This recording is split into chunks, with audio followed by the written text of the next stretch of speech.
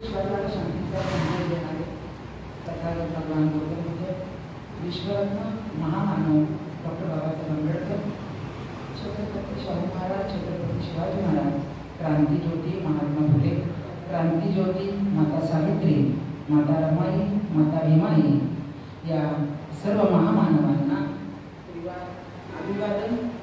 त्याचप्रमाणे येथे उपस्थित असलेले वंदनीय वंदे धम्मधर यांना वंदन व त्याचबरोबर येथे उपस्थित असलेले आजच्या या विहारातील अध्यक्ष माननीय अवचरे सर, त्याचबरोबर अध्यक्ष महिला अध्यक्ष लताताई दळवी, पुणे शहर जिल्हा अध्यक्ष आदरणीय सिद्धार्थ नागदेवते सर, संस्कार उपाध्यक्ष मोहनदादा रोकडे सर, कार्यक्रमात या सर्वांना सविनय जय भीम व त्याचबरोबर येथे उपस्थित असलेल्या सर्व उपासिका आपणा सर्वांना सविनय जय भीम. तर आजच्या या धम्मसंस्कार शिबिराचं उद्घाटन आज होत आहे व त्या उद्घाटनाचा प्रसंगी प्रथम आजच्या कार्यक्रमाचे अध्यक्ष व उद्घाटक पुणे शहराच्या महिला विभागाच्या अध्यक्षा आदरणीय सुनीताताई रोकडे यांनी स्थानापन्न व्हावं अशी मी त्यांना विनंती करत आहे. त्याचबरोबर संस्कार विभागाचे उपाध्यक्ष मोहनदादा रोकडे यांनाही मी विनंती करत आहे की त्यांनी इथे स्थानापन्न व्हावं. त्याचबरोबर पुणे शहराचे जिल्हा अध्यक्ष आदरणीय सिद्धार्थ दादा रोकडे यांनी सुद्धा स्थानापन्न व्हावं अशी मी त्यांना विनंती करत आहे. त्याचबरोबर वंदनीय भंते यांनी सुद्धा स्थानापन्न व्हावं.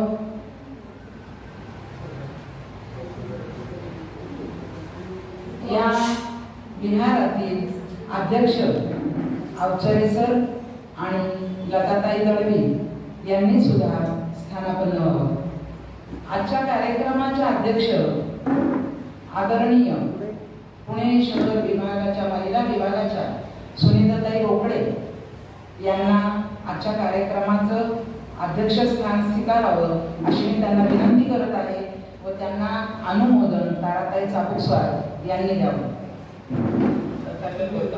गौतम बुद्ध महामानव डॉक्टर बाबासाहेब आंबेडकर तसेच छत्रपती शाहू महाराज, छत्रपती सर्व महामानवांना विवाह अभिवादन आणि धर्ममंचावरील सगळ्या मान्यवरांना वंदन.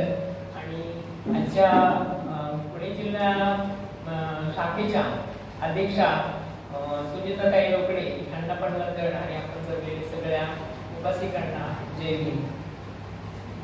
महाकाव्य तथागत भगवान गौतम बुद्ध, भारतीय घटनेचे शिल्पकार परमपूज्य नेते डॉक्टर बाबासाहेब आंबेडकर यांच्या प्रतिमांना, आचार्यांना, विचारांना प्रथमतः पंचांग प्रणाम. दी बुद्धिस्ट सोसायटी ऑफ इंडिया अर्थात भारतीय बौद्ध महासभा संस्थापक डॉक्टर बाबासाहेब आंबेडकर, दुसरे राष्ट्रीय अध्यक्ष आदरणीय भैयासाहेब अर्थात यशवंतराव आंबेडकर साहेब, त्याचप्रमाणे तिसऱ्या राष्ट्रीय संरक्षक आदरणीय महाउपासिक रामप्रसाद मीराताई आंबेडकर यांच्या वायुगतीने चालणाऱ्या धर्मकार्य त्रिवार वंदन करते. त्याचप्रमाणे राष्ट्रीय ट्रस्टी कार्याध्यक्ष आदरणीय भीमरावसाहेब आंबेडकर, त्याचप्रमाणे वंचित बहुजन आघाडी, त्याचप्रमाणे राष्ट्रीय सल्लागार प्रकाश आंबेडकर साहेब आणि ट्रस्टी चेअरमन डॉक्टर हरीश रावले, त्याचप्रमाणे ॲडव्होकेट सुभाष जमदाळे सर यांच्या कार्याध्यक्ष त्रिवार वंदन करते. त्याचप्रमाणे आदरणीय भंते धम्मधर आपला सुद्धा पंचांग प्रणाम करते. आणि आज या ठिकाणी प्रबुद्ध प्रेरणा विहारामध्ये हा जो शिबिराचा उपासिका धम्म शिबिरात प्रशिक्षण शिबिराचा कार्यक्रम आयोजित केलेला आहे, त्या विहाराचे अध्यक्ष आदरणीय अशोक अवचरे सर, त्याचप्रमाणे पुणे शहर जिल्ह्याचे अध्यक्ष आदरणीय सिद्धार्थ नागदेवते सर, त्याचप्रमाणे संस्कार उपाध्यक्ष आदरणीय मोहन रोकडे सर आणि आपण सर सन्माननीय उपासिका इथे शिबिरार्थी म्हणून उपस्थित झालेला आहात. आपणांना सविनय जय भीम करते आणि अध्यक्षपद ग्रहण करते. जय भीम, नमो बुद्धाय. धन्यवाद. यानंतर सर्व आदर्शांचं महामानवांचं पूजन सर्व इथे उपस्थित असलेल्या मान्यवरांनी व आदरणीय भंते यांनी करावं अशी मी त्यांना विनंती करते. महाकारुणिक बुद्धांचा जय असो. महाकारुणिक भगवान गौतम बुद्धांचा जय असो. महाकारुणिक भगवान गौतम बुद्धांचा जय असो.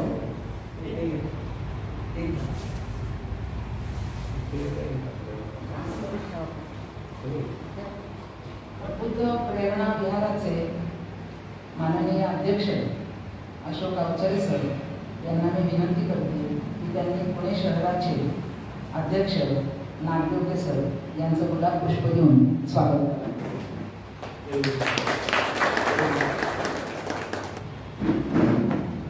विहाराचे सदस्य आदरणीय जाधव सर यांना मी विनंती करते की पुणे शहराच्या महिला अध्यक्ष सुनीताताई रोकडे यांचं पुष्पगुच्छ देऊन गुलाब पुष्प देऊन स्वागत करावे.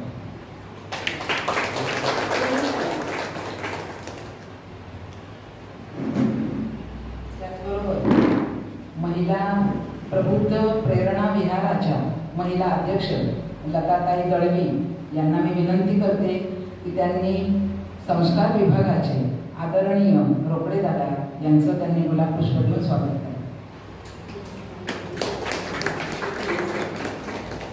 भारतीय बौद्ध महासभेचे पदाधिकारी भोसले सर यांचंही स्वागत गुलाब पुष्प देऊन लताताई दळवी त्यांना मी विनंती करते. त्याचबरोबर रवींद्रनाथ मोहोळ सर यांना मी विनंती करते की बिटी कांबळे गुरुजी यांचं त्यांनी गुलाब पुष्प देऊन स्वागत करावं. विहाराचे अध्यक्ष आदरणीय अवचरे सर यांचं स्वागत पुणे शहराच्या महिला अध्यक्ष आदरणीय सुनीताताई रोकडे यांनी गुलाब पुष्प देऊन करावं अशी मी त्यांना विनंती करते. या विहाराच्या अध्यक्ष दळवीताई यांना मी विनंती करते की पुणे शहराच्या महिला विभागाच्या अध्यक्ष आदरणीय सुनीताताई रोकडे यांचं विहाराच्या वतीने गुलाब पुष्प देऊन स्वागत करावं अशी मी त्यांना विनंती करते.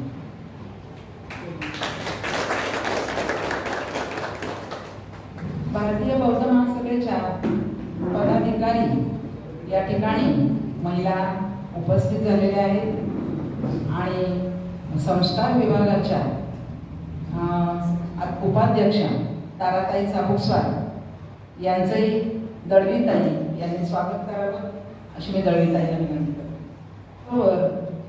भारतीय बौद्ध महासभेतील पदाधिकारी पर्यटन विभागाच्या आदरणीय संगीताताई रणपिसे यांचं स्वागत सुनीताताई गजवार या करतील अशी मी त्यांना विनंती करते.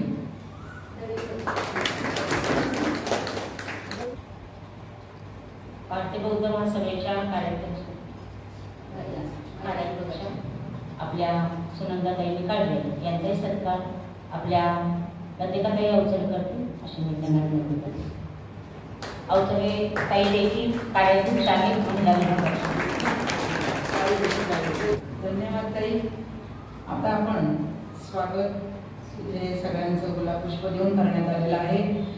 तर अतिशय महत्त्वाची वेळ म्हणजे शिबिराचं उद्घाटन या पुणे शहराच्या महिला अध्यक्षा आदरणीय सुनीताताई रोकडे यांनी आपल्या शिबिराचं उद्घाटन करावं अशी मी त्यांना विनंती करते.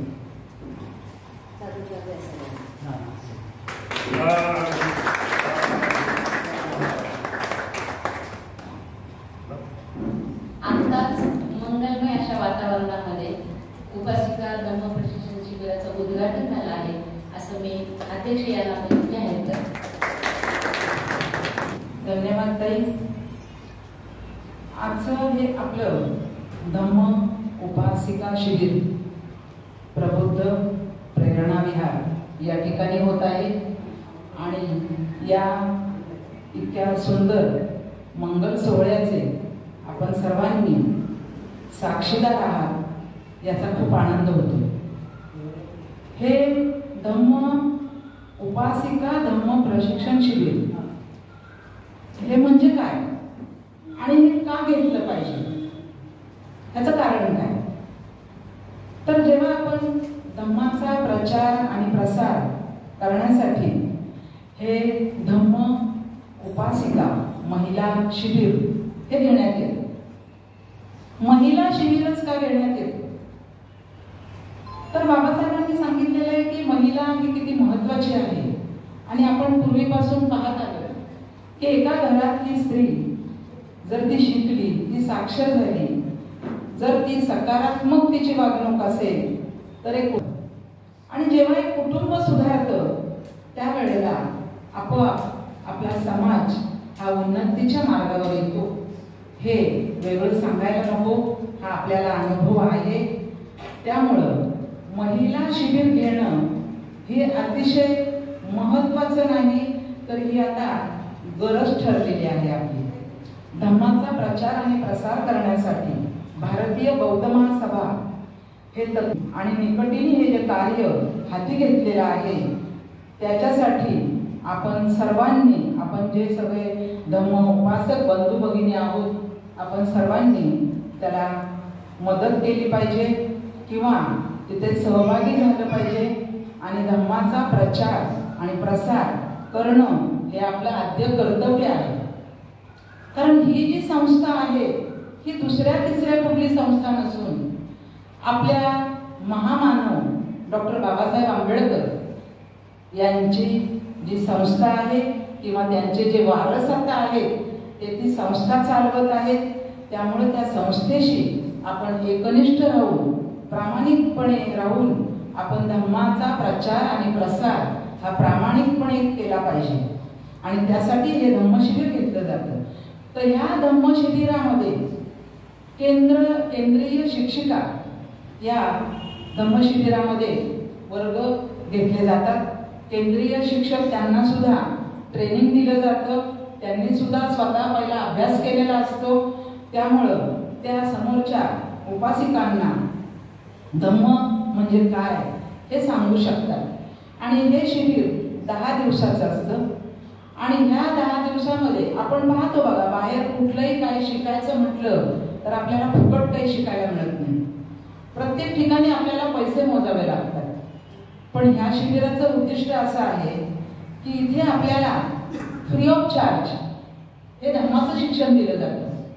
आपण इतर जे कोर्सेस करतो तर ते कुठलेही कोर्सेस असतील, आपण शाळेच्या विद्यार्थ्यांपासून तर आता आपल्या जसं आपल्या काळानुरूप बदल होत गेलेला आहे, तर कुठलंही शिक्षण घेण्यासाठी आपल्याला भरपूर पैसे खर्च करावे लागतात.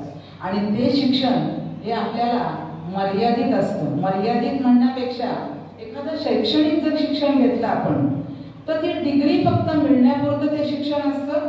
फार तर तुम्हाला त्या डिग्रीच्या अनुसरून एखादी नोकरी मिळण्यापुरतं ते शिक्षण असतं. पण हे जे धम्माचं शिक्षण आहे हे तुम्हाला 10 दिवसाचं जरी शिबिर असलं तरी हे शिक्षण आपल्याला आयुष्यभर पुरणारं शिक्षण आहे. हे प्रत्येकाने लक्षात ठेवलं पाहिजे आणि याची प्रत्येकाला जाणीव असायला हवी.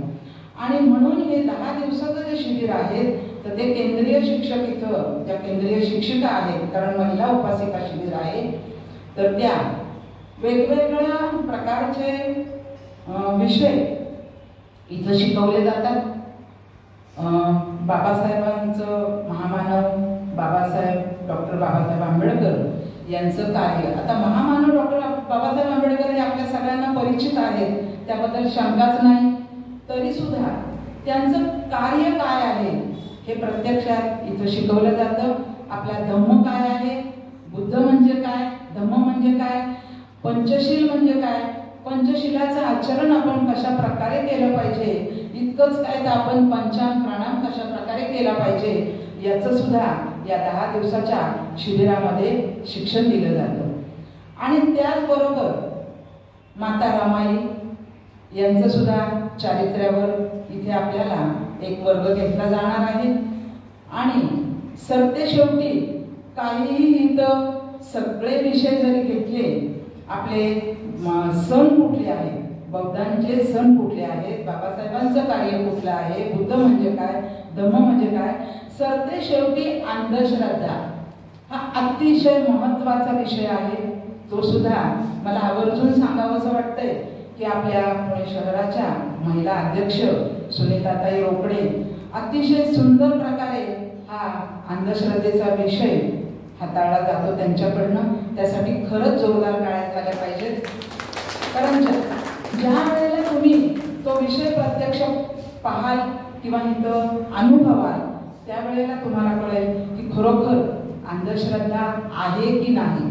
मुळात आपला धम्मच असा आहे की तो शास्त्रावर आधारित आहे आणि नुसता शास्त्रावर आधारित असून कोणावर जबरदस्ती की तुम्ही हे केलंच पाहिजे असं या धर्मामध्ये अजिबात नाही. स्वतःला जेव्हा अनुभव येईल, स्वतःच्या जेव्हा मनाला पटेल त्याच वेळेला तुम्ही या धर्माचे पायी होऊ शकता. अशीच या धर्माची शिकवण आहे. तर हे मी जास्त काही न बोलता माझ्या प्रास्ताविकमध्ये जे काही मी 2 शब्द सांगितले ते मी इथंच थांबवते व आजच्या धम्मशिबिराच्या ज्या सर्व महिला इथे उपस्थित आलेल्या आहेत त्यांचं सुद्धा मी मनापासून स्वागत करते व या शिबिराला मी खूप खूप माझ्या भारतीय बौद्ध महासभेतर्फे माझ्या स्वतःतर्फे खूप शुभेच्छा देते. धन्यवाद. नमो बुद्धाय. जय हिंद. त्यानंतर आपल्या भारतीय बौद्ध महासभेचे संस्थान उपाध्यक्ष आदरणीय मोहनदादा रोकडे सर हे आपल्या धम्मवर्गाला शुभेच्छा देतील अशी मी त्यांना विनंती करतो. Mahakali Tathagata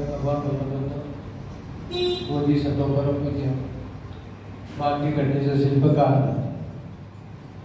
the Buddhist society of इंडियाचे संस्थापक महामानव डॉक्टर साहेब आंबेडकर अभिवादन.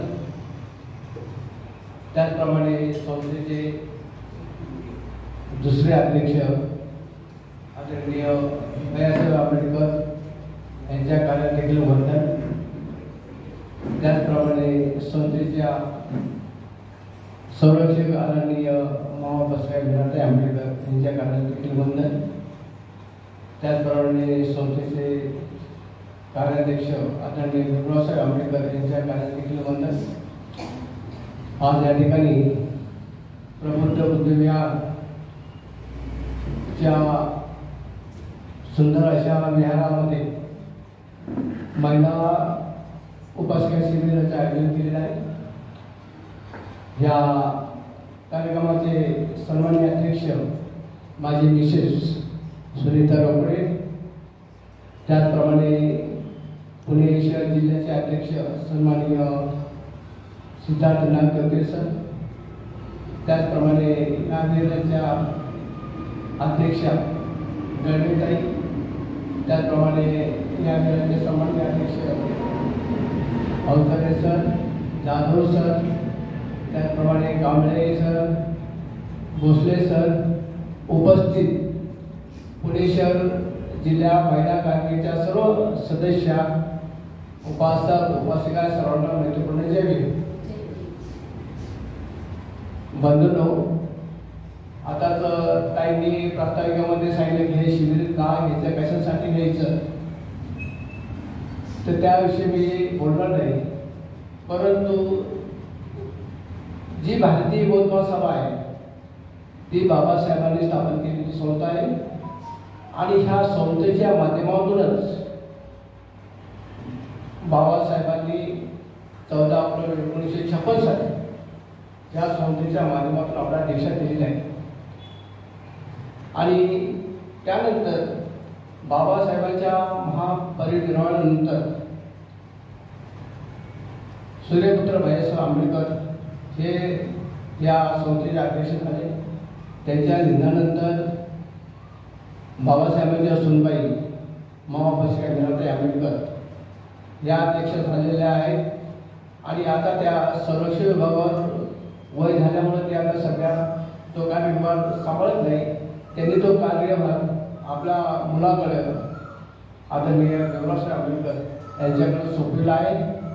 आणि हे काम भारतीय बौद्ध महासभा ही संपूर्ण भारतभर ही ज्या शाखा आहेत, वार्ड शाखा आहेत, याची रचना अशा प्रकारची आहे की हे जे केंद्रीय कार्यकारिणी, केंद्रीय कार्यकारिणीच्या नंतर राज्य कार्यकारिणी, राज्य कार्यकारिणीच्या अंडर जिल्हा कार्यकारिणी, जिल्हा कार्यकारिणीच्या अंडर तालुका कार्यकारिणी आणि तालुका कार्यकारिणीच्या अंडर वॉर्ड शाखा आहे. अशा प्रकारची ह्याची रचना आहे. ह्या संस्थेच्या मार्फत 24 प्रकारचे शिबिर राबवले जातात. त्यामध्ये आजचं जे शिबिर आहे नमोपाकर्षी शिबिर हे त्यामधला एक भाग आहे. उपाशिका झाल्यानंतर आपल्याला केंद्रीय शिक्षिका जे परीक्षा होते महिला उपासिका त्यामध्ये प्रवेश घ्यायचा होतो. जोपर्यंत तुम्ही उपासिका होत नाही, उपासिकाला 10 दिवस बसत नाही, तोपर्यंत तुम्हाला केंद्रीय शिक्षिका होता येत नाही. अशा प्रकारचा तो नियम आहे. त्याचप्रकारे शामनेर शिबिर आपण या ठिकाणी आयोजित करतो. शामनेर शिबिर 10 दिवसाचं असतं आणि ते शिबिर झाल्यानंतर तुम्हाला बौद्धाचार्यांची परीक्षा असते. त्या अभ्यासक्रम असतो. त्या अभ्यासक्रमामध्ये तुम्हाला 10 दिवसामध्ये तो अभ्यासक्रम शिकवला जातो आणि त्याची परीक्षा होते.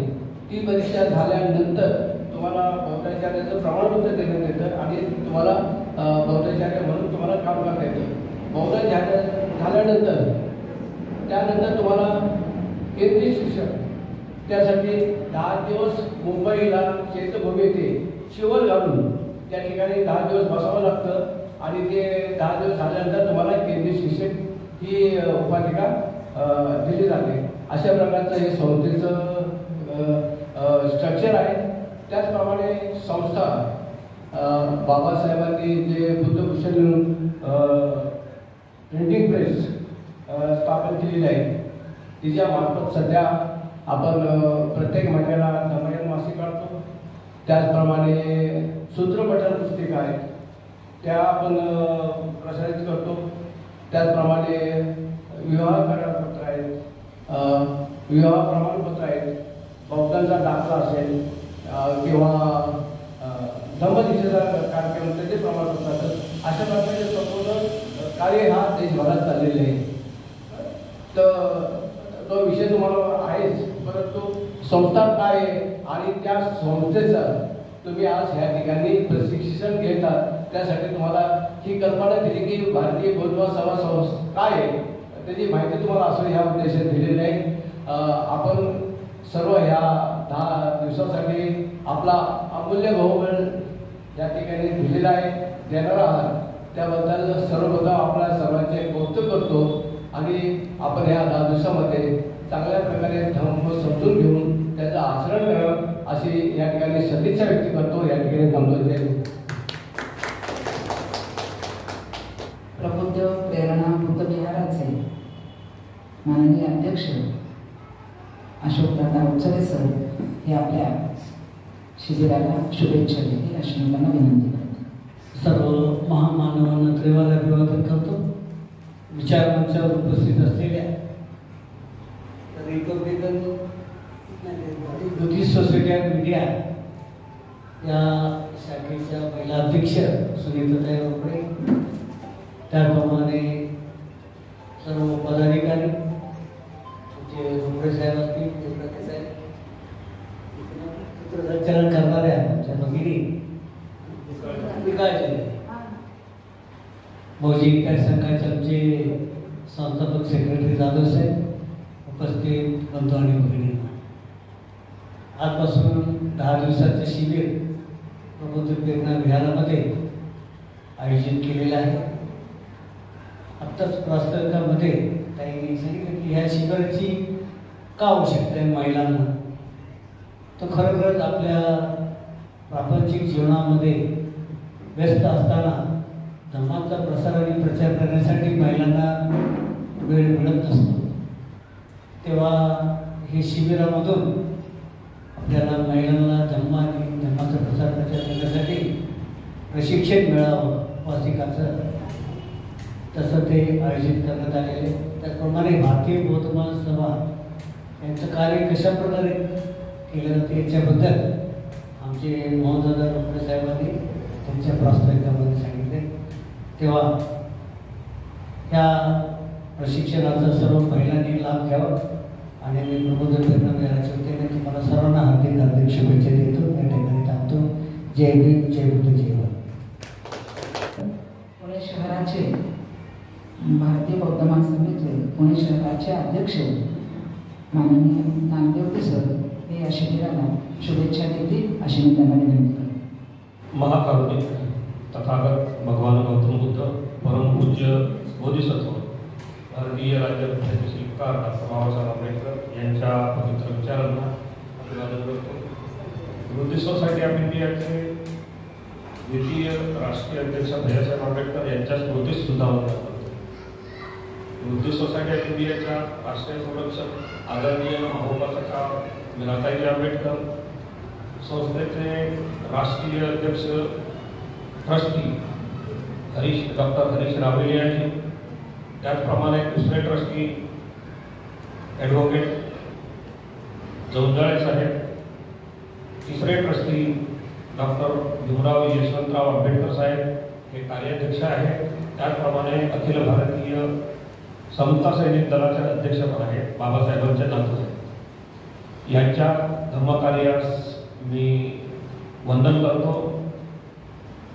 आजच्या या उपासिका धर्म प्रशिक्षण शिबिरासाठी उपस्थित असलेल्या आपणा सर्वांचं मी धन्यवाद करतो, सविनय जयभीम करतो. विशेषत्वाने मी Buddhist society of India Pune शहर जिल्हा शाखेच्या ज्या अध्यक्ष आहेत सुनीताताई रोकडे आणि त्यांची टीम यांचं मी विशेषत्वाने कौतुक करतो. त्याचं कारण असं आहे की काल सुद्धा त्यांनी एका शिबिराचा प्रारंभ केलेला आहे, सुरुवात केलेली आहे. आज दुसरं शिबिर या ठिकाणी सुरू होत आहे. त्यानिमित्तानं त्या अभिनंदनास पात्र आहे. अभिनंदन करतो मी त्यांचं.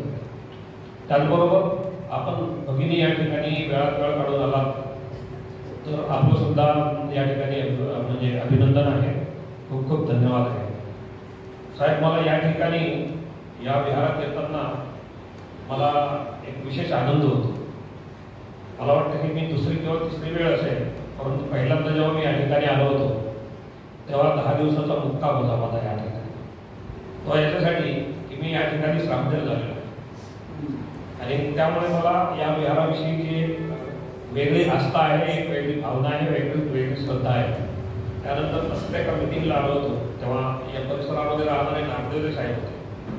त्या नागदेवरे साहेबांबरोबर आमची या ठिकाणी समता सैनिक दलाच्या संदर्भात मिटिंग झाली होती आणि आजचा दिवस माझ्यासाठी खूप आनंदाचा आहे. उपासिका धर्म प्रशिक्षण शिबिर हे आयोजित का केलं जातं याविषयीची माहिती आपल्या सर्वांना दिलेली आहे निकालच्या काही.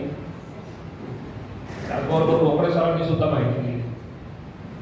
तर धर्मकार्य करत असताना किंवा इतर कुठलंही काम करत असताना ती व्यक्ती, धर्मप्रसाराचं काम करणारी व्यक्ती ही प्रशिक्षित असलं पाहिजे. हे या विहाराचं एक हे या प्रशिक्षणाचं मुख्य आहे. बुद्धिस्ट सोसायटी ऑफ इंडिया 24 प्रकारचे शिबिरं या ठिकाणी आयोजित करत असते. त्या मार्फत धर्मप्रचार करत असते. युवतींसाठी पण शिबिरं आहेत, त्यानंतर बालकांसाठी पण आहेत. युवतीसाठी युवती प्रशिक्षण शिबिर आहे, युवती समता सैनिक दल शिबिर पण आहे. आपण कुठेतरी काय म्हणता येईल या शिबिराची माहिती द्यायला कुठे कमी पडतो काय, किंवा मग आपल्याला प्रतिसाद मिळत नाही का काय, असे अनेक गोष्टी मनामध्ये येत असतात. कारण प्रत्यक्ष जेव्हा काम करतो तेव्हा महिलांना किंवा पुरुषांना एकत्र गोळा करणं हे मोठं जिंदगीचं काम असतं आणि ते काम सुनीताताईंनी या ठिकाणी सुरू केलेलं आहे. त्याच्यावर नवीनच म्हणजे अध्यक्षपदाचा भार आलेला आहे. त्याच्यापूर्वी त्या पदाधिकारी होत्या, महिला विभागच त्यांच्याकडे होता, परंतु आता हा जिल्ह्याचा भाग आहे. पुरुष आणि महिला हे 2 भाग झालेले आहेत आणि पुणे शहराला जिल्ह्याचा दर्जा देण्यात आलेला आहे. त्यामुळे त्यांच्याकडे हा स्वतंत्र कार्यभार आहे. या ठिकाणी बरंच शिकवलं आहे. आपण ते लक्षपूर्वक ऐकावं आणि एक वेगळी जबाबदारी आपल्याला सांगितलेलं आहे की हे शिबिर झाल्यानंतर म्हणजे ही एक आपल्याला प्राथमिक माहिती आहे, ती माहिती या ठिकाणी तुम्हाला दिली जाईल. मी यासाठी सांगत आहे की काही अभ्यासू लोक पण असतात आपल्यामध्ये, त्यांचा अभ्यास असेल, बाबासाहेबांचं चरित्र त्यांना माहिती असतं, भगवान बुद्धांचं चरित्र माहिती असतं, त्यांच्या तत्वाविषयीची माहिती असते, आपण वाचून किंवा इतर पुढे प्रवचन ऐकत असतो, त्याच्यातनं माहिती होती. परंतु ह्यातनं माहिती घेऊन ही एक आपली एक प्राथमिक परीक्षा आहे, प्राथमिक 10 दिवसाचं शिक्षण आहे. याच्यानंतर आपल्याला जर वाटलं तर तुम्हाला श्रामनेर पण होता येतं, श्रामनेरी पण होता येतं, तसं काही झालेलं आहे. आपल्याला इथे काय म्हणता येईल, चैत्यभूमीला त्याचं शिबिर होतं, श्रामनेर शिबिर, आणि त्याच ठिकाणी उपासिका धर्म प्रशिक्षण शिबिर पण त्या ठिकाणी. आपण ही जबाबदारी स्वीकारायला तयार व्हायला पाहिजे, ही अपेक्षा करतो मी. कारण 30 लोक आहोत आम्ही या ठिकाणी, आम्हाला नवीन लोक पण पाहिजे. तेच रोकडे आहेत, तेच नामदेवते आहेत, त्याच रोकडे ताई आहेत, तेच कांबळे आहेत, तेच चौधरी साहेब आहेत, सगळे तेच आहेत. तरुणांचा भरणा या ठिकाणी कमी आहे आणि आपल्यापुढे उद्दिष्ट फार मोठं आहे. आता सध्याची जी परिस्थिती आहे, मध्ये आता इलेक्शन मध्ये एक गोष्ट का म्हणजे वारंवार आपल्याला सांगण्यात आली, संविधान धोक्यात आहे. संविधान धोक्यात असेल नसेल माहीत नाही, परंतु त्याचं रक्षण करणं ही आपली जबाबदारी आहे. संविधान हे बाबासाहेबांनी म्हटलं तर बुद्धांच्या तत्वज्ञानावर अवलंबून आहे किंवा आधारित आहे, आणि बुद्धाचं तत्वज्ञान सांभाळण्याची गरज ही सर्वांचीच आहे, या देशातल्या सर्वांची आहे. परंतु बहुतांश लोक त्याकडे बघत नाही. पण मग आपण बौद्ध म्हणून आहोत, तर आपण आपल्या तत्वज्ञानाचं रक्षण केलं पाहिजे, त्याचा प्रचार आणि प्रसार केला पाहिजे, हे आपलं कर्तव्य आहे. आणि हे काम आता आपल्याला आपण म्हणजे भगिनींना तुमच्यावर आहे, ते तुम्ही स्वीकारा. आता महिलाच का पुरुष का नाही ह्या ह्याच्यात न जाता महापुरुषांनी स्त्रियांना मान दिलेला आहे, त्याच्यामागची काही ना काहीतरी कारण आहे. स्त्रियांना का शिक्षित करायचं याच्यामागची कारण आहे, तो नंतर कधीतरी विषय येईलच. आपण वर्षावासामध्ये वगैरे या विषयावर बोलत असतो. तर ही जबाबदारी आपण स्वीकारावी आणि स्वीकारावी अशी एक अपेक्षा या ठिकाणी मी व्यक्त करतो. आपणास खूप खूप शुभेच्छा देतो आणि परत एकदा ताईंना पण शुभेच्छा देतो आणि मी इथे थांबतो. सर्वांना शुभेच्छा देतो. तर आता आजच्या शिबिराला आपल्या पुणे शहराच्या सगळ्यांच्या लाडक्या आदरणीय सुनीताताई रोकडे या शिबिराला शुभेच्छा देतील अशी मी त्यांना विनंती करतो. सर्व आदर्शांना विवाह वंदन. त्याचप्रमाणे सर्व बंधू आणि भगिनींना, आता बंधू पण आहेत ना, बंधू आणि भगिनींना सविनय जय भीम करते. खरं तर शिबिर घेण्याचं कारण असं होतं की ज्यावेळेस श्रावणी शिबिर झालं, दीक्षा सुवर्ण महोत्सव इथे, तर मला अशी संकल्पना वाटते की जर श्रावणी शिबिर पुरुषांचं झाले सर, तर मग स्त्रियांचं उपस्थित शिबिर का होऊ नये. आणि म्हणून मी संकल्प केला आणि दळवीताईंना सांगितलं, ताई आपण दोघींनी पण थोडेसे दीड घ्यायची आणि उपस्थित शिबिर लावायची दोन्ही ठिकाणी, दोन्ही विहारात, म्हणजे तिकडच्या महिलांना ते सोयीस्कर होईल, तिकडच्या महिलांना या विहारात येणं सोयीस्कर होईल. आणि शब्द टाकला दळवीताईंनी, तो शब्द अक्षरशः कॅच केला माझा आणि मला सांगायला आनंद वाटेल की तरी आता कसं असतं, कुणीतरी थोडंसं सगळ्यांना प्रेरणास्थान असावं लागतं सगळ्यांचं, की त्याच्यामुळं महिला जमा होतील. असं या प्रबुद्ध प्रेरणा विहाराच्या आदरणीय अशा अध्यक्षा लताताई दळवी यांनी सुद्धा पुढाकार घेतला आणि तुम्हा सगळ्यांना व्हॉट्सअपच्या माध्यमातून आता खूप सोपं झाले सगळ्यांना आमंत्रण वगैरे देणं, विचारणं, पुसणं की येतात का गं शिबिराला, असं शिबिर आहे. व्हॉट्सअपला त्यांनी टाकलं ग्रुपवर आणि या सगळ्या माझ्या भगिनी आणि आनंदाने तयार झाल्या 10 दिवसाच्या शिबिरासाठी. तर 10 दिवस इथे येऊन बसणं हेच मुळं वेळेचं दान तुम्ही दिल्याचं दान पारमिता तुम्ही या सगळ्यांनी पूर्ण केलेली आहेत आणि या पारमिता पार करणं हे किती अवघड होतं. त्या बुद्धाच्या काळात बुद्धांनी कशा ह्या पारमिता पूर्ण केली असते याचा थोडंसं अनुभव आपण 10 दिवसामध्ये घेणार आहोत की काय असतं हे बुद्ध धर्म आणि संघ यांच्या माध्यमातून हे कसं आपण तत्वज्ञान बुद्धांचं स्वीकारलं पाहिजे किंवा बाबासाहेब आंबेडकरांचे कसे विचार आपण स्वीकारले पाहिजे, बौद्धांचे सण आणि मंगल दिन हे सगळे आपण कसे साजरे केले पाहिजेत, इव्हन माता रमाने कसा त्याग केला, आपलं स्त्री असून सुद्धा त्या कशा त्यागमय जीवन जगल्या, या सगळ्यांचं थोडक्यात म्हणजे धावतं वृत्तांत म्हणा तुम्ही. आता चरित्र म्हणजे सगळं सांगत बसणार नाही, पण 3 तासाच्या कालावधीमध्ये होईना रोज 2 विषय या ठिकाणी शिकवले जाते. आपण येताना पुस्तक म्हणजे वही आणि पेन आणा. त्याचप्रमाणे 300 रुपये या शिबिराची फी घेतलेली आहे. तर या 300 रुपयाचं काय, ताईंना बऱ्याच जणांनी प्रश्न विचारलाही असेल किंवा नसेल विचारलं तरी माझं सांगण्याचं काम आहे. 300 रुपये कशासाठी घेतले, तर 100 रुपये हे प्रमाणपत्राचे असणार आहे, 20 रुपये सभासद पावतीचे असणार आहे. आता उरलेले 180 रुपये जे आहे तुमचे, त्याच्यामध्ये तुमचा फ्लेक्स जो आता इथे बनवलेला तुम्हाला दिसतोय त्याचे 400 रुपये लागले. त्याचप्रमाणे तुमचा रोजचा जो खर्च असणार आहे, म्हणजे येणाऱ्या शिक्षकांना तुम्ही 200 रुपये धम्मदान द्यायचे त्याच पैशावर. वाटलं तुम्हाला ब्रेकमध्ये चहा मागवायचा, चहा मागवू शकता. वाटलं एखाद्या दिवशी समोसे मागवायचे, समोसे मागवून खाऊ शकता तुम्ही. असं हे 10 दिवसाच्या शिबिराची संकल्पना तुमच्या डोळ्यासमोर मी मांडण्याचा प्रयत्न केलेला आहे. आपल्या बरोबर असणाऱ्या धम्म भगिनी ज्या असतील किंवा मी ज्यावेळेस नागपूरचा एक शिबिर घेतलं तिथं 2 कॉमेडियन स्त्रिया सुद्धा शिबिराला 10 दिवस काही बसल्या होत्या. त्यांना सुद्धा बघा त्या कॉमेडियन होत्या, पण घर त्यांना आपला धम्म शिकायचा होता. सगळे दिवस त्यांनी अटेंड केले. 10च्या 10 दिवस त्या आपल्या प्रशिक्षण शिबिराला आल्या. तुमच्या ओळखीच्या ज्यांना या धम्माची आवड आहे अशा सुद्धा भगिनींना, ताईंना, नातेवाईक असतील तुमचे, तुमच्या जवळचे मित्रमैत्रिणी असतील, त्यांना सुद्धा तुम्ही घेऊन येऊ शकता. आपण इथं काय सांगणार आहोत, फक्त धम्माचं ज्ञान देणार आहोत, वाटणार आहोत. आपण इथं धम्माचं ज्ञान काय करणार आहोत, वाटणार आहोत. जेणेकरून तुमचं बेसिक नॉलेज इथं तयार केलं जातं. जर तुम्ही शिकलात, असं म्हणतात की एखाद्या स्त्रीच्या हातात दिली तर ती ते घर जसं प्रकाशाने भरून टाकते. म्हणच आहे तिच्या हाती धम्माची दोरी, ती जगाचा उद्धार करते. आणि म्हणून महात्मा ज्योतिराव फुले हे बाबासाहेबांचे गुरु होते. त्यांच्या पत्नी सावित्रीबाई फुले या आधी शिक्षिका ठरल्या की त्याच्यामुळे आधी आपण स्वतः शिकलं पाहिजे. आपण शिकलो तर आपण इतरांना ते शिक्षण वाटू शकतो. आज मी शिकले 2009 पासून. मी सुद्धा बॉम्बे सॅपस मध्ये सर्व्हिसला होते. आज मी सुद्धा रिटायर झालेली आहे. खरं तर 2009 पासून ते संस्कार उपदेश आज काम करतात. गेली जवळजवळ 40 वर्ष झाले ते या भारतीय बौद्ध महासभेत काम करत आहेत. आणि त्यांनीच मला प्रोत्साहन दिलं. धम्माची आवड घरातूनच सुरू झाली. 2009ला माझं पहिलं प्रवचन झालं युनिव्हर्सिटीच्या बुद्ध विहारात. आणि त्यापासून मी मागं फिरून कधी बघितलं नाही. वेगवेगळ्या पदांवर कामं केली. आज मला पुणे शहर जिल्हा महिलांची अध्यक्ष म्हणून माझी जी निवड करण्यात आली, तर काहीतरी आपल्यात गुणवत्ता असेल म्हणून ती पदं आपल्याला दिली जातात. पण असं म्हणतात 2 बाजू असतात प्रत्येक गोष्टीला. पहा, माझ्याकडे ज्यावेळेस पद, प्रतिष्ठा आणि पैसा येतो तर त्याला गर्व चढतो, अहंकार चढतो.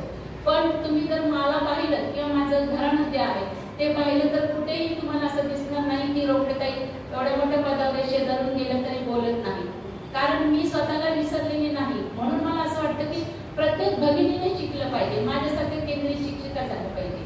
कारण असं म्हणतात की या भूतलावर 27 बुद्ध झाले, पण त्यांनी आपल्याला मिळालेले जे ज्ञान आहे ते कुणालाही वाटलं नाही, सांगितलं नाही.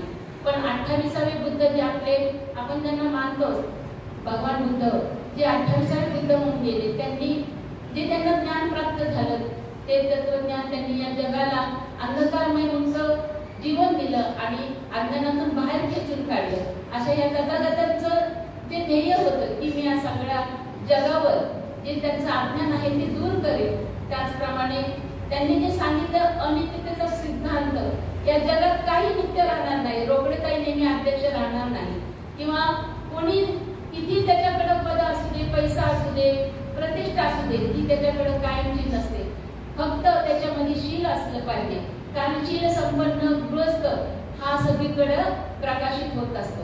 त्यामुळं मला असं वाटलं की या धम्मातून आपण काहीतरी सांगायचा प्रयत्न केला पाहिजे. आज मी महाराष्ट्रभर फिरते, नवे मध्य प्रदेशात सुद्धा जाऊन आलेली आहे. ज्या ठिकाणी दिवसा महिलांना जमत नाही, ज्या काहीतरी काम घरकामासाठी बाहेर पडलेल्या असतात, त्या गृहिणींना जमत नाही, तर तिथे मी रात्रीची सुद्धा 10 दिवस तिथेच राहते. मी असं कधी म्हटलं नाही की माझ्या घराचं काय होईल. कारण ज्यावेळेस आपण अशी धोरणं आणतो की काही संकल्प करतो की नाही की बाबासाहेबांची चळवळ आहे की मी गतिमान करणारच, मग आपल्या घरात काय नियोजन करायचं हे प्रत्येक स्त्रीने ठरवलं पाहिजे. कारण ज्यावेळेस तुमच्या मनात येतं कुठली गोष्ट करण्याची, तर तुम्ही मागे पुढे न पाहता ती गोष्ट केलीच पाहिजे. फक्त पहिल्यांदा मनात असं आणावं लागतं तर ते आपल्या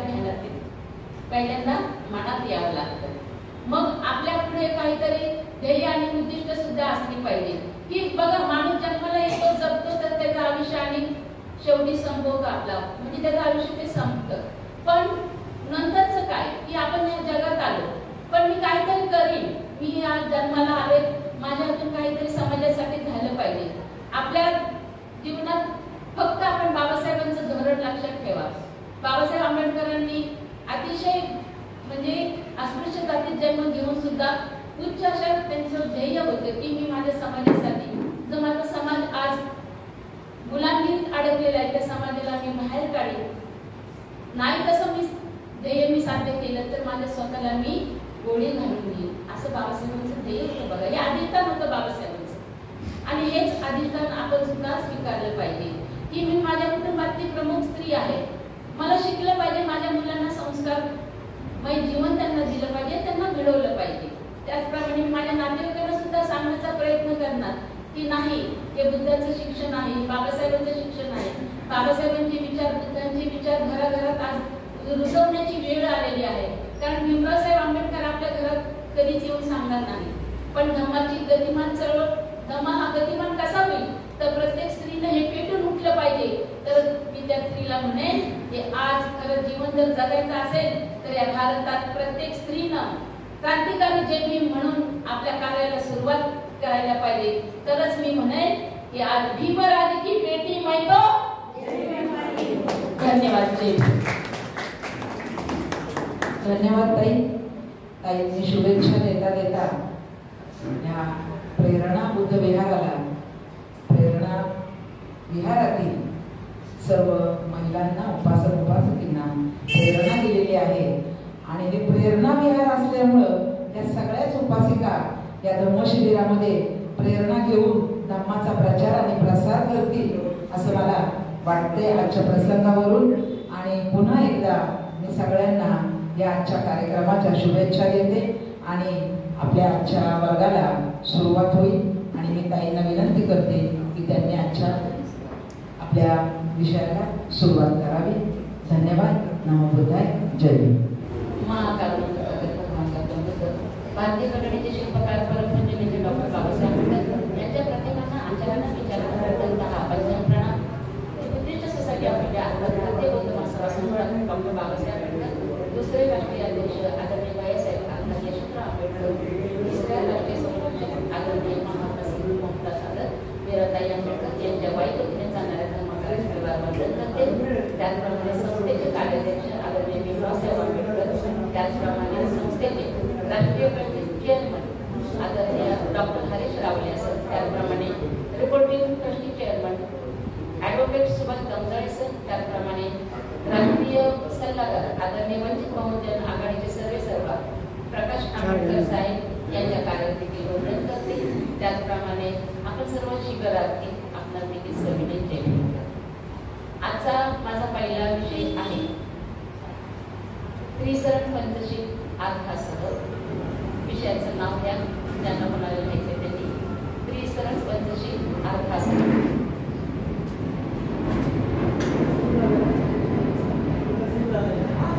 त्याच्या खाली माझं नाव द्या. त्रिसरण पंचशील अर्थासह खाली माझं नाव द्या. आयुष्यमानी सुनीता मोहन रोकडे, केंद्रीय शिक्षिका, पुणे शहर जिल्हा महिला अध्यक्ष.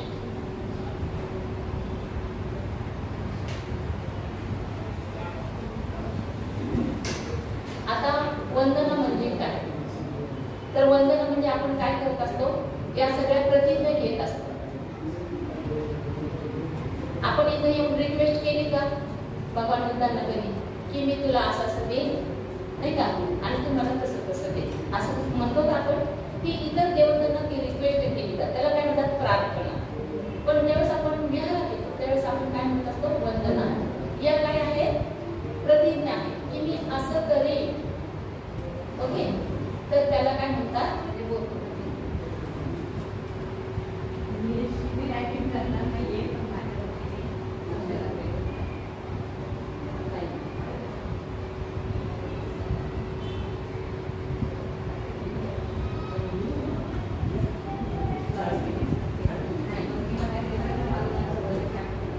बरं, आताच म्हणजे हाऊसिंग बोर्ड मधून विद्याताई कांबळे आल्या, त्या शिबिर 10 दिवसाचं अटक नाही करू शकत, परंतु त्यांनी या विहारात 300 रुपये धर्मदान दिलेलं आहे. त्यांचं टाळ्यावरून स्वागत करा.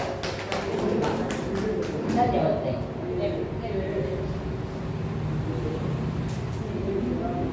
तर मग आपण काय करतो, इथं प्रतिज्ञा करतो, बरोबर ना? तर सगळ्यात पहिल्यांदा विहारात आल्यावर आपण काय करत असतो, तर पंचांग प्रणाम करत असतो. पंचांग प्रणाम म्हणजे काय? पंचांग प्रणाम म्हणजे 5 अंगाने केलेला नमस्कार. आता 5 अंग कुठली, तर 2 पाय,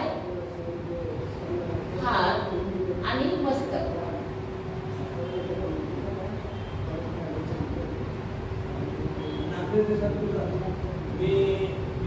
आता आपल्याकडे पहा, नवरा नवरी स्टेजवर असतात आणि त्यांना सांगितलं की गुडघ्यावर बसा, तर त्यांना गुडघ्यावर बसता येत नाही आणि त्यामुळे पंचांग प्रणाम करता येत नाही, कारण त्यांनी कधी ट्रेनिंगच घेतली नाही. आता आपण बेसिक तिकडनं शिकतो. इतर विहारात आलं काय करायचं, सर्वसाधारणपणे तुमच्यामध्ये सगळेजण बसतात, बरोबर ना? कारण त्यांचे ते प्रॉब्लेम आहे. आता आपण सगळे साठीच्या पुढच्या, बरोबर ना? पण जे तरुण असतात त्यांनी काय करायचं, विहारात आल्यावर पंचांग प्रणाम करायचं.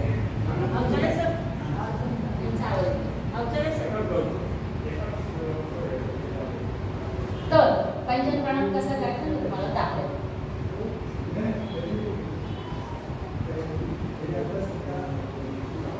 तुमच्यासाठी असा तुम्हाला शिकायचं. आता माझं पण 67 वय आहे, 67. गुडघ्यावर बसले, गुडघे टेकले, गुडघ्यावर बसले, माझे हात माझ्या हृदयाजवळ पाहिजे. ठीक आहे, आपण काय करतो, 3 वेळा सुद्धा नमामि नमामि संपूर्ण हृदयाजवळ हात कपाळावर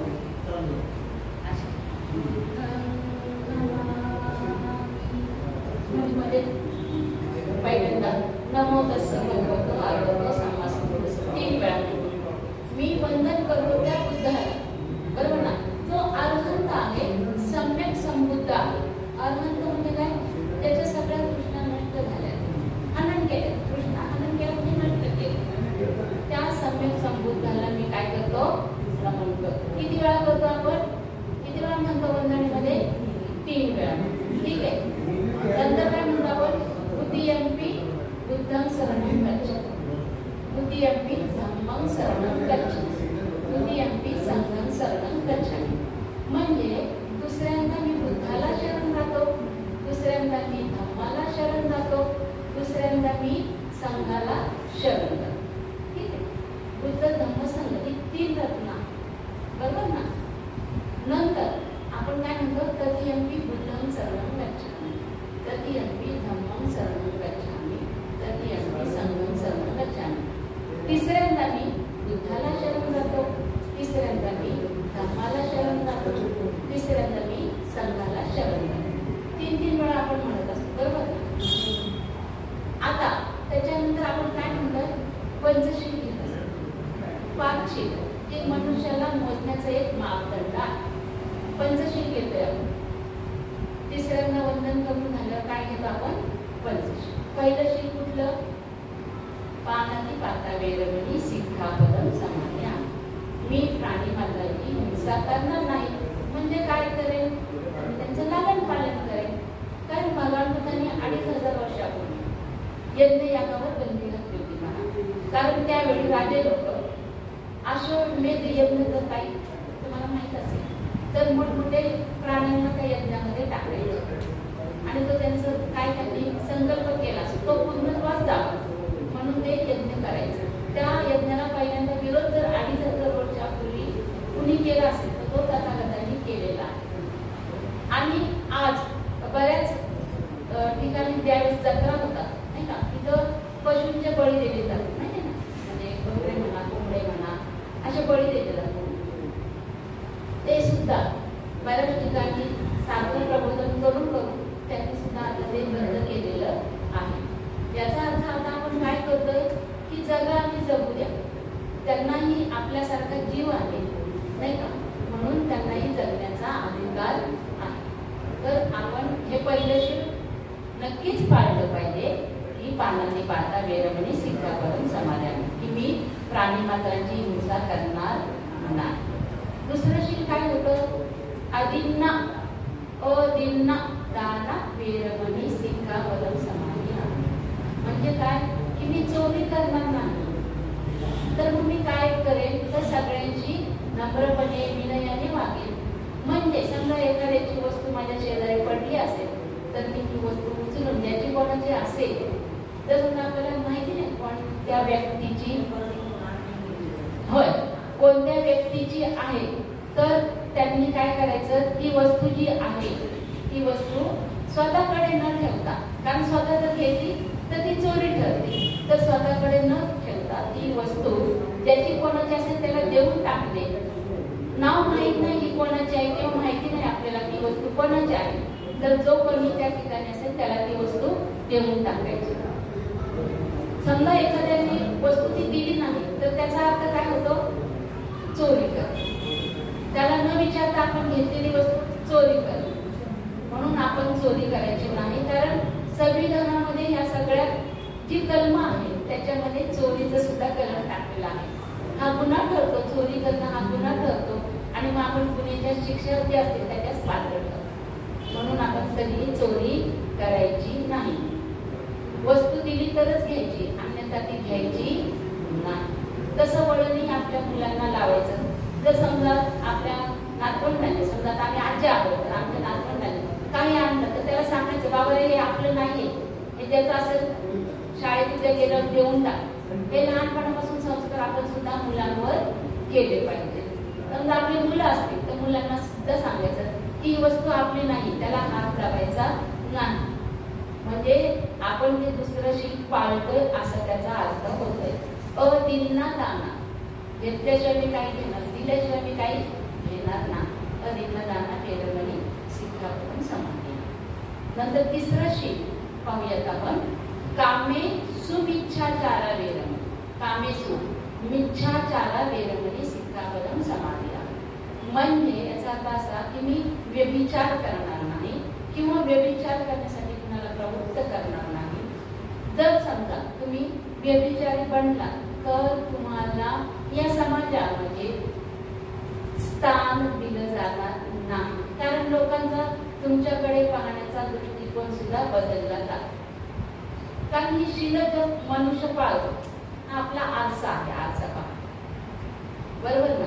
जर समजा तुम्ही व्यभिचार केला तर तुमच्या पत्नीला संशय येईल, पत्नीने व्यभिचार केला तर पतीला संशय येईल आणि त्या संसाराची दुर्दान झाल्याशिवाय राहणार नाही. म्हणून याच्यापासून काय राहायचं? आपण अलिप्त राहायचं. ह्या प्रतिज्ञा घेतोय आपण. कामे सुमिच्छाचारा वेरमणी सिक्कावरून समाधान. म्हणजे मी व्यभिचार करणार नाही. नंतरचं शील काय आहे? चौथं शील मुसावादा वेरमणी सिक्कावरून समाधान. म्हणजे मी खोटे बोलणार नाही. आता खोटे बोलणार नाही म्हणजे काय? तर मी नेहमी खरं बोलेन. पण आपल्याला शक्यतो सवय असते, समाजामध्ये आपण वावरतो, सवय असते सगळ्यांना. समजा तर मी रोड नंबर 7 ला असेल ना तर ताईने मला फोन केला, तुला दळून ताई मी कधी त्या दुकानाच्या पुढे येते, म्हणजे खोटं बोलले नाही का? आणि ताई म्हणजे वाट बघतायत बघ आणि नाही ताई हे भेटले ते भेटलं, अमुक झालं तमुक झालं, म्हणजे मग त्याच्यावर कितीतरी वेळा आपल्याला खोटं बोलायला.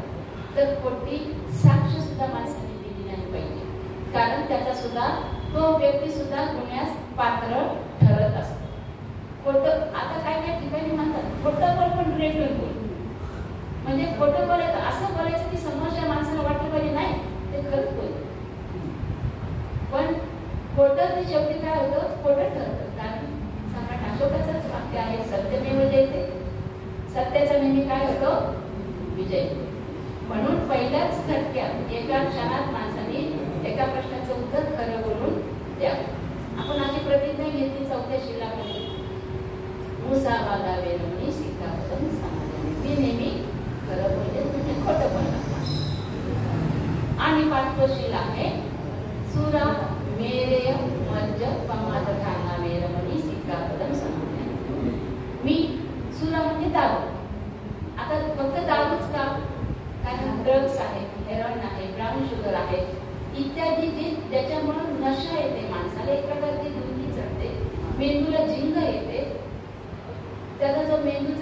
बॅलन्स असतो तो काय होतं, बॅलन्स त्याचा निघून जातो आणि मग तो काही बरळायला सुरुवात करतो.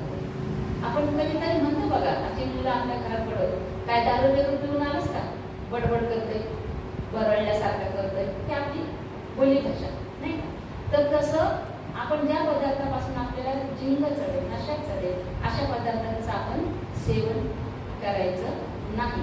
आता सिगारेट बघा, सिगारेट पिणं, तिथं सिगारेट विक्रेत्याच्या दुकानात पिलेलं असतं, सिगारेटमुळे कॅन्सर होतो. पण मुलं बघा आता तिथं तिथे जाऊन सिगारेट ओढत असतात, बरोबर का? त्यांनी ते वाचलेलं नाही का, वाचतात, माहिती इथं धोका आहे, पण ते त्यांना ती सवय झाली, बरोबर ना? कारण ते घेतल्याशिवाय, सिगारेट ओढल्याशिवाय त्यांना पुढचं कामच म्हणे सुचत नाही.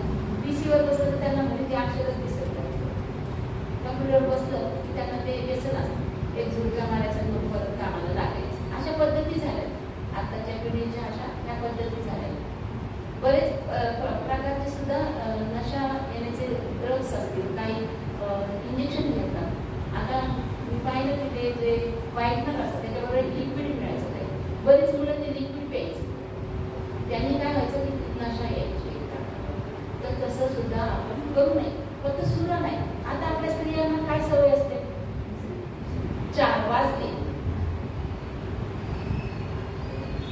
कारण हे केल्याशिवाय म्हणतात गेले नाही. सकाळचं पण तसं, संध्याकाळी पण तसं, आणि काम सुद्धा फास्ट फास्ट करतात. विसरी लावली की धुणं फास्ट, भांडी फास्ट, झाडून पटापट नाही का. स्वयंपाकाचं तर मग विचारूच ना, टीव्हीकडे पोळ्या काय समजायचं. धुणं धुवायला लागलं तरी पटापट कपडे आपण त्या ह्याच्यात असतात ना. तर तसं सुद्धा आपण ते करण्यासाठी सुद्धा ठेवायचं. आता दारूचं व्यसनाचं 1-2 उदाहरण आपण पाहू. एकदा एका मुलाने पार्टी असते, बर्थडे पार्टी, दुसरा मित्र त्याच्याबरोबर असणारा तो काय करतो, आणि चल द्या माझा बर्थडे, मला पार्टी दे. जातात पार्टीला, घे ना एक गोड, घे ना भावा एक गोड, आणि माझा ब्रो आहे ना, घे ना एक गोड. असं एक गोड म्हणता म्हणता त्याची इच्छा नसते, पण तरी पण तो एक गोष्टी घेतो. आता अजून 8-10 दिवसांनी काय होतं, आणखीन कशाचा वाढदिवस, लग्नाचा वाढदिवस असं आपण गृहीत करूया. मग त्यावेळेस सुद्धा तसं, अरे चल आज एकदम खुशीचा दिवस आहे यार, चल चल चल माझ्याबरोबर, आज काय म्हणे आज माझ्या लग्नाचा वाढदिवस आहे, घे म्हणे एक गोड. मग तोही ते घेतो. असं करता करता काय होतं, शेवटी दारूच्या आहारी जातो ना तो. आता ह्यानी इतक्या वेळ दारू पाजलं, त्याला एकदा तरी त्याला दारू पाजवं लागेल काय लागणार ना. फक्त दारूच नाही, जुगार खेळणं, रेस लावणं, वेटिंग करणं, ह्या सगळ्यामध्ये काय आहे, धोका आहे. जेणेकरून आपल्या संपत्तीचा तर नाश होतोच. संपत्ती असल्यावर आपल्याकडे टिकते का, ह्या व्यसनापायी काय होतं, आपण ते सगळं बघा. दारूच्या घरात कधीच चोरी होत नाही असं म्हणतो. का होत नाही, आधी सगळं दुकानात गेले ना, ते घरात जेवढं होतं ते कुठे गेले, दारूच्या दुकानात म्हणा, दुसऱ्या दुकानात म्हणा, कारण ते तेवढंच तर पैसे आणतात ना. त्याच्या घरात चोरी होईल का, नाही म्हणणार. बरं, अजून एक गोष्ट सांग, दारू पिणाऱ्या जे कुटुंब असतात, मेन मालक आपण घेऊया, त्यांना समजा 2-3 मुली असतील, मुलं असतील, तर त्या मुलीला सुद्धा कोण आपली सून म्हणून स्वीकारत नाही. का बरं, कारण म्हणतात तिचे वडीलच असे नाही का, हे कसे निघणार, पोरगं कसं निघणार, हे पण मध्ये दारू पीत आमच्या पोरीला सांभाळायचे नाही. बाप जर समजा जुगारी असला तर काय म्हणतात, त्याचा बापच जुगारी, पोरगं काय चांगलं असेल का. म्हणजे या जगामध्ये जो जो कोणी ज्या कशाचं व्यसन करेल त्यापायी काय होतं, त्या घराचा दुर्धार तर होती संसाराची, पण त्या घरात सगळे सोयरे संबंधी सुद्धा जोडले जात नाही. एवढं त्या पंचशिलामध्ये त्यासाठी भगवंतांनी आपलं तत्वज्ञान सांगताना सगळ्यात पहिल्यांदा त्यावेळेस त्यांना हे तत्वज्ञान समजलं, त्यावेळेस त्यांनी या जगामध्ये 4 आर्य सत्य सांगितले.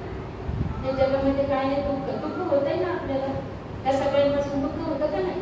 बघा, खोटं बोललं दुःख होतं, आपल्याला माहित असतं की आपण खोटं बोललं, हे दुःखच आहे एक प्रकारचं, बरोबर ना. व्यभिचार केला तरी आपल्या मनाला माहिती असतं की मी अशी घाणेरडं कृत्य केली, चोरी केली तर दुःख, त्याचे परिणाम पण दुःखातच होतात, म्हणजे शिक्षा होतात. तर हे सगळ्याच काय सांगितलं भगवान बुद्धांनी, जगामध्ये काय आहे दुःखाला काय आहे, काहीतरी कारण आहे आणि कारण निवारण्याचा त्यांनी मध्यम मार्ग सांगितला, तो म्हणजे आहे आर्यातार्किक मार्ग. मग माणसाला, म्हणून मी सुरुवातीला सांगितलं, माणसाला पाहायचं तपासून. आता पहा, ताप आल्यावर आपण काय करतो, तर थर्मामीटर लावतात, त्यामुळे आपल्याला कळतं की 101 ताप आहे, 102 आहे, 103 आहे, टेम्परेचर लगेच कळतं. पण माणूस हा चांगला आहे, चांगलं त्याचे आचरण आहे, तर कसं ओळखायचं, तर त्याला ही 5 शिडी लावून बघायची. काय हा खोटं बोलतो का, काय हा चोरी करतो का, काय हा व्यभिचारी आहे का, काय हा नशेली पदार्थांचं सेवन करतो का, काय हा प्राणीमात्रांची हत्या करतो का, किंवा हत्या करायला भाग पाडतो का. ही 5 शिडं त्याला तपासून काढतात. म्हणजे मनुष्याला मोजण्याचं हे काय आहे, माप आहे, माप आहे. म्हणून माणसाचं आचरण हे कशावर आधारित आहे, शीलावर आचरण. शील म्हणजे काय, नीतिमत्ता. त्याची नीतिमत्ता चांगली आहे. नीती म्हणजे धम्म आणि धम्म म्हणजेच नीती. इतर धर्मांमध्ये जे ईश्वराला स्थान आहे ते बुद्ध धर्मामध्ये नीतीला स्थान दिलेले भगवान बुद्धांनी. नीतिमत्ता ज्याला म्हणजे, नीती म्हणजे काय, चांगली वागण्याची पद्धत. मग चांगलं कसं वागणार तुम्ही, तर ही 5 चिन्ह पाळली तर तुम्ही ऑटोमॅटिकली चांगलं वागणार. आणि म्हणून भगवान बुद्ध म्हणतात की जो हा व्यक्ती शीलावर आरूढ आहे तो सर्वगुण संपन्न आहे. शीलावर आरूढ असणारा माणूस सर्वगुण संपन्न आहे, असं भगवान बुद्धांनी सांगितले. त्यांचं तत्वज्ञान आहे. तर असं हे आजचं आपला विषय जो होता, त्रिसरण पंचशील अर्थासह पंचांगणम, प्रॅक्टिकली मी तुम्हाला दाखवलं कसं करायचं ते. आजचा हा विषय आपला इथं होता आणि तो विषय तुम्हाला समजला असेल असं मी गृहीत करते. आणि कारण पुढे बरंच काही बोलायचंय, सांगायचंय समजून, नाही का. मग तुम्ही म्हणता रिपीट ताई करतात, तसं न होता आजच्या विषयापुरतं मला वाटतं एवढं पुरेसं आहे. तर इथं बोलते आणि आपल्याला सेवा करण्याचं जे मला आहे ना, माझे मी कुशल कर्म समजते. इथं येऊन तुम्ही मला संधी दिली, उद्घाटक अध्यक्ष त्यात पहिला विषयाची संधी, ही सगळी मुंबईवरून नावाले. ताईंनी पाहिलं, ताईंना मी लेटर पाठवलेले दोन्ही पण. तर पुन्हा एकदा तुम्हाला सर्व भगिनींना, तुमची धम्म भगिनी सुनीता रोकडे तिच्याकडनं धम्मक्रांतीसाठी आणि बाबासाहेबांच्या धम्मक्रांतीसाठी, संविधानासाठी, या सगळ्यांसाठी आणि तुम्हाला शिबिरासाठी खूप साऱ्या मंगलमय शुभेच्छा देते. इथंच थांबते. आपली धम्म भगिनी सुनीताई मोहन रोकडे. जय भीम, जय संविधान. धन्यवाद.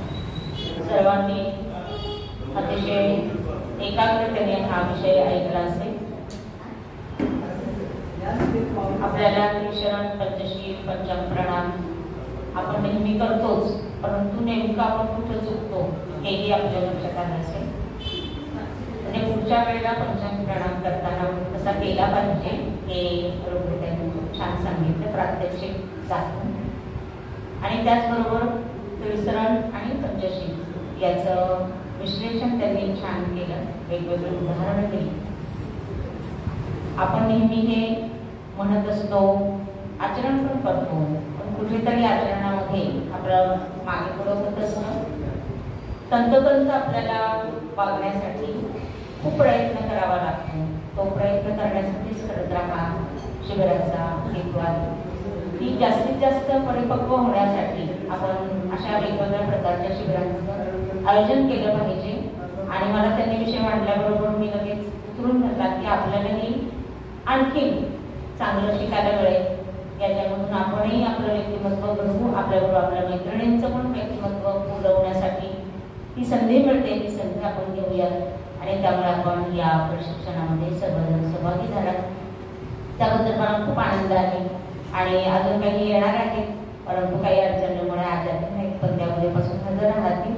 तर सर्व भगिनींना आपल्या या शिबिरासाठी खूप खूप शुभेच्छा.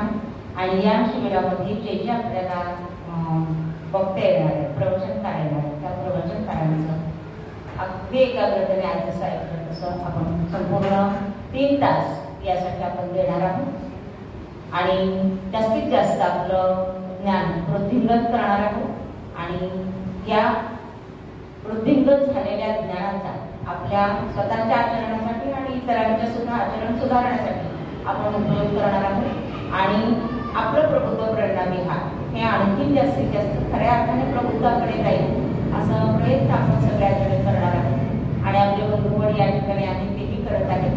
तर या सगळ्यासाठी पुन्हा एकदा तुम्हाला शुभेच्छा देते. उद्या आपला जो विषय आहे तो विषय आपल्या आत्ताच येऊन गेलेल्या महानंदाताई डाळिंबे या घेणार आहे आणि त्या भगवान बुद्धांचं चरित्र भाग 1 असा विषय आहे आणि तुम्हाला माहिती त्या छान सांगतात पण त्यांचं प्रवचन पण ऐकलेलं आहे. तर या सगळ्यामध्ये नेमकं चरित्रामध्ये काय सांगणार आहे आपल्याला तर सगळं माहिती आहे, आपण वाचलेलं आहे. तरी आपण आपलं भगवान बुद्ध आणि त्यांचा धर्म त्याच्या सुरुवातीपासून आपण जर वाचायला सुरुवात केली म्हणजे त्यांच्या जन्मापासून वाचायला जर सुरुवात केली तर मला वाटतं की आपल्याला आणखीन जास्त चांगलं समजेल. पुस्तक वाचतो त्यातले काही शब्द अवघड असतात ते आपल्याला कळत नाही तर ते या ठिकाणी सोपे करून आपल्याला त्या सांगू सांगतील आणि त्यामुळे आपल्याला त्या बरोबर बाबासाहेबांनी दिलेला हा बुद्ध आणि त्यांच्या धर्मामध्ये एका शब्दाचा अर्थ विस्तृत आहे, मोठा आहे, परंतु तो आपल्याला कळत नाही. आपण सोप्या भाषेत सांगण्याचा प्रयत्न करतो आणि त्यामुळे ती भाषा ही आपल्याला तशी उच्च प्रतीची भाषा बाबासाहेबांची आहे आणि ती भाषा आपण अशा प्रकारे या चित्रातून समजून घेणार आहोत. उद्याचा विषय आहे भगवान बुद्ध आणि त्यांचा धर्म. भगवान बुद्धांचं जीवन चरित्र भाग 1 असा आहे. तर सगळेजण ते ऐकतील. त्याचबरोबर उद्याची वेळ सुद्धा आपली आज 4:30 ते 7 अशी असणार आहे. सगळेजण तयारी येणार आहे होईल म्हणजे ते तोपर्यंत आपल्याला मध्ये थोडा वेळ आपल्याला गॅप दिला जाईल. यामध्ये आपण 10 ते 15 मिनिटाचा वेळ आपल्याला असणार आहे. हे सलग आपण ऐकणार नाही कारण आपल्या प्रत्येकाची ऐकण्याची क्षमता वेगवेगळी असते. आपले प्रत्येकाचं वय 50च्या साठी सुद्धा आहे आणि त्यामुळे आपली ऐकण्याची क्षमता कमी असते. त्यामुळे तसा विषय आपल्याला सांगून देते आणि वेळेचं आपण कमी जास्त होऊ शकतो पण आपल्याला जे जे मिळतं ते आपण घेऊयात आणि आपण समृद्ध होऊयात. यानंतर आज जे सांगितलं जाईल ते अतिशय खूप सुंदर असं सांगितलं. त्यासाठी आपल्या प्रबुद्ध प्रेरणा विहारातर्फे खूप खूप त्यांचे मी मनपूर्वक आभार मानते आणि यानंतर आपल्याला अल्पोपहार मिळणार आहे तो आपण सर्वांनी घ्यायचा आहे. आपल्या महिला संघातर्फे आपण देणार आहोत. तर सगळ्यांनी त्याचा लाभ घ्यावा आणि या ठिकाणी मी इथे थांबते. यानंतर अल्पोपहार आणि कार्यक्रम संपेल. आता सगळ्यांनी 3 टाळ्यांमध्ये सर्वांचंच आपण स्वागत करूया. आभार मानते.